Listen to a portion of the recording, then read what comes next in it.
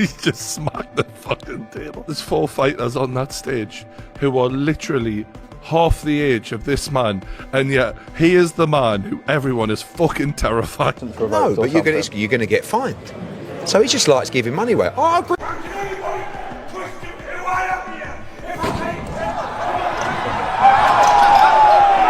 Carl Froch has taken legal action against John Fury after the shocking press conference chaos where Fury flipped the table toward Froch. Reports suggest Froch filed a $100,000 lawsuit claiming the action was threatening and created a dangerous situation during the confrontation. The incident has ignited huge debate among boxing fans about behavior inside promotional events and press conferences. That obviously the board decided, and I wasn't there for the final decision with regard to the fine. I was there part of the hearing, for sure, and I have to leave when they make their decision. They felt it was very, very...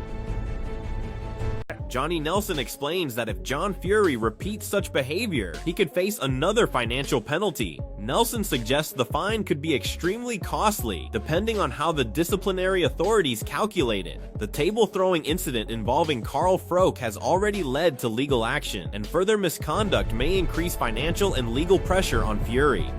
And if he does it again and he's over, he's going to get fined again. And I don't know if it's by the pound, by the ounce, what he's getting fined for, but it's an expensive miscalculation. Threatened by the remarks made by John Fury during the press conference confrontation. Froch says the comments included indirect threats, such as warnings about watching his back and references to prison, which he found disturbing. The situation escalated further when Froch decided to pursue legal action, linking the incident to the $100,000 lawsuit filed over the table, throwing chaos. If I was a bit of a snowflake, then I'd been upset, I'd have been offended by it, because it was threatening, he was calling it on, and he was saying basically watch your back, and you don't want to go back to prison. So he needs to be careful, doesn't he? And he's talking about going back to prison, so he's putting loose threats. John Fury's style of talking, as mentioned by the speaker known as Pain Game, reflects his bold and controversial public persona. His reference to family pride and provocative remarks has kept the press conference incident with Carl Froch in the spotlight. The behavior surrounding the table-flipping chaos has already resulted in legal pressure and a $100,000 lawsuit, making this one of boxing's most talked-about controversies. There will be an appeal taking place, so that fine could be reduced or it could be increased. It goes in front of a completely independent appeal stewards. Robert Smith confirms that physical contact occurred during the confrontation involving John Fury and Carl Froch. He explains that the disciplinary board reviewed the case and later decided the financial penalty. The final decision regarding the fine was made after the hearing process, highlighting how seriously the authorities treated the press conference incident. King of the world? I think he's referring to Tyson Fury. You know, when you have kids, you know, most people, when they want to talk about their children, they might pull their mobile phone out and show a few pictures. Big John just shows his balls. That's where they came from. If there's anyone who needs a Manscaped advert, it's fucking John. Johnny Nelson suggests that the confrontation actually succeeded in generating huge public attention. He believes John Fury managed to create excitement and get people talking about the incident. While the behavior was controversial, Nelson implies that it helped keep the fight-related discussion alive and increased interest around the press conference drama. I don't think because you're a promoter you like all that stuff. Me, I didn't like what happened. Frank Warren states that he does not support the kind of behavior seen during the press conference confrontation between Carl Froch and John Fury. He believes such chaos is unnecessary when there is already a competitive fight to promote. According to him, boxing events should focus on the sport itself rather than controversial incidents that lead to legal action and disciplinary pressure.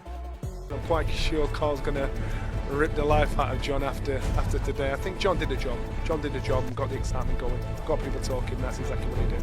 John, I know you've done a lot. Ade Oladipo describes how John Fury moved aggressively during the confrontation, creating a highly tense moment during the press conference. He questions what Fury's real intention was if he had reached Carl Froch. The incident mainly served as entertainment for the audience, keeping the promotional drama alive while also raising concerns about safety and discipline inside boxing events.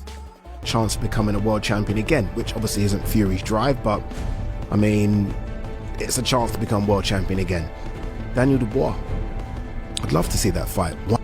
Adam Smith believes the interaction between John Fury and Carl Froch is entertaining despite the controversy. He says both are strong characters who enjoy making provocative statements. While the situation became heated, he suggests it was partly part of the promotional spectacle, even though such confrontations are risky inside professional boxing environments. Carl Froch on the cobbles will be fun. I think they both have a good fun doing that, but I'm sure it's all fun and games. They like to say what they believe. They like to say something that's controversial, and they're two big characters, and we love having them around. Spencer Oliver finds it difficult to predict a winner between Carl Froch and John Fury because both have strong fighting personalities. Froch is still considered physically sharp even at 48 years old, which keeps him dangerous in a potential matchup. Meanwhile, Fury's aggressive mentality and fearless attitude make him equally unpredictable inside a fight scenario. The confrontation also extended beyond Froch, as Fury reportedly showed aggressive behavior toward other boxing legends, including references to Lennox Lewis, which further increased the controversy surrounding the press conference chaos. There's an element of confidentiality around the findings.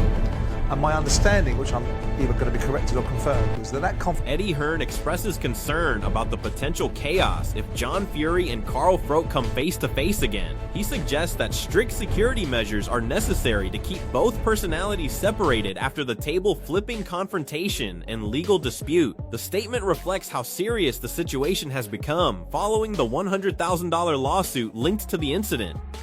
The promotional and personal tension between the two sides continues to grow, and many fans believe another physical confrontation could escalate the controversy even further if proper security arrangements are not maintained. You honestly think if these two come together like this, well, you know what's going to happen? So what I'm going to keep them apart by a wall of security. Shane Fury explains that people should not expect silence after making online or public comments about someone. He believes his father, John Fury, has his own style of expressing opinions and is sometimes partially correct in his statements. Shane's reaction suggests that the confrontation with Carl Froch was partly a result of public criticism and online controversy. The situation reflects how modern boxing personalities often engage in social media and press conference drama, where words and behavior can quickly turn into real-world disputes and legal complications. Talk about someone online and do videos, but not expect someone to say anything when you see someone. So I don't know. Listen, my dad's got his ways and his points, and 90% of the time he's half right, but listen, it is what it is. Dave Allen explains that he does not support the aggressive behavior seen during the confrontation involving John Fury, although he maintains personal respect for Fury and his family. Allen makes it clear that while friendship and loyalty exist, the press conference chaos was not something he can morally justify. The incident involving Carl Froch and the table-flipping moment has divided boxing fans across social media. Some believe the behavior was part of promotional drama, while others think it crossed professional boundaries. The ongoing lawsuit and disciplinary pressure have turned the situation into more than just a verbal conflict, raising serious questions about conduct inside boxing promotion events and the responsibility of public. I'm not saying that I condone that behaviour, because I don't. You can't, it's impossible to. But John is my mate, I've got respect for him, I respect the family, we're cool. So you're never going to hear me say a bad word about it, but at the same time, obviously, no. It's probably not the Steve Bunce thing. I thought, bloody hell, didn't like it really. Yeah. The potential exhibition-style matchup between John Fury and Carl Froch continues to attract public interest, especially after their heated press conference confrontation. Both sides have discussed the possibility of fighting if the financial terms are right, with suggestions that any proceeds could be donated to charity. The rivalry has become one of boxing's most talked about entertainment stories. Fans are curious whether this is genuine competitive tension or promotional hype designed to keep public attention alive. Meanwhile, the controversy surrounding the $100,000 legal action filed by Froch adds another layer of seriousness to the dispute, making it unclear whether a fight could ever realistically happen. Fury was doing that and goading Carl Froch, and I know John Fury doesn't like Carl Froch. Carl Froch mentions him, although I haven't really watched much of Carl Froch's videos lately. Carl Froch, I know, has mentioned John Fury in the past. He's had a go with John Fury. They actually talked about having an actual, was it an exhibition or a boxing type match?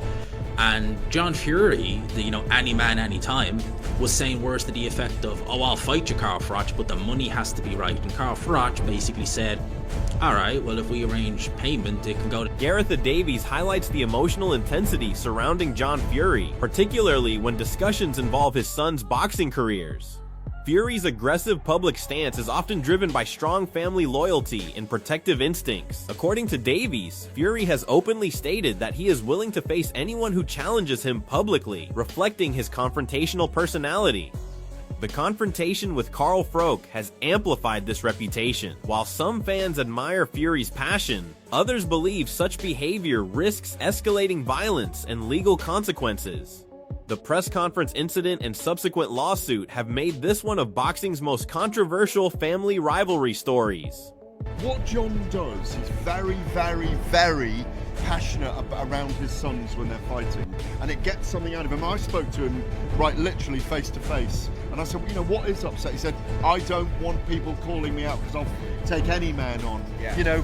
You know the comments. My guy came from the set of cards. The tension between John Fury and Carl Froch is seen by many analysts as part of modern boxing entertainment culture. According to commentators, public arguments and controversial statements often generate massive engagement for promotion. The possibility of an exhibition fight has been discussed, with suggestions that the event could be arranged for charity if financial conditions are met. However, the confrontation during the press conference raised concerns about safety and professionalism. The legal action taken by Carl Froch after the table chaos shows how seriously the situation has escalated. Fans remain divided on whether this rivalry is genuine hostility or simply promotional spectacle.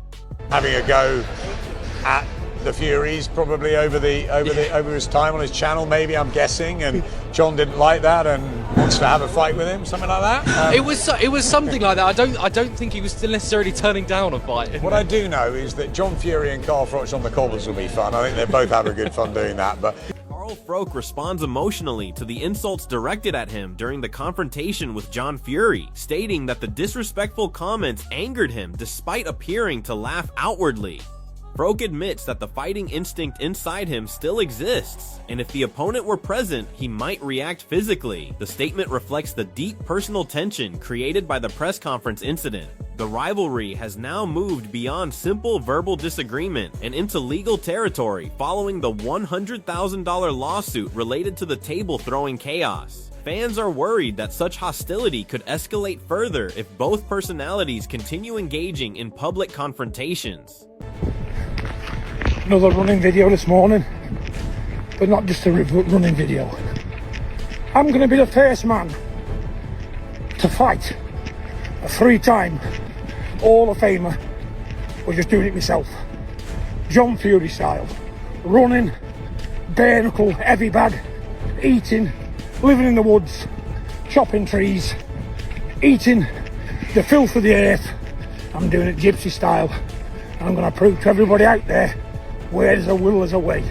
John Fury describes his training philosophy as self-driven and independent, emphasizing mental toughness, survival-style preparation, and traditional fighting spirit. His statement reflects a rugged, unconventional approach to combat sports conditioning. The comments also relate indirectly to the ongoing controversy with Carl Froch following the press conference confrontation.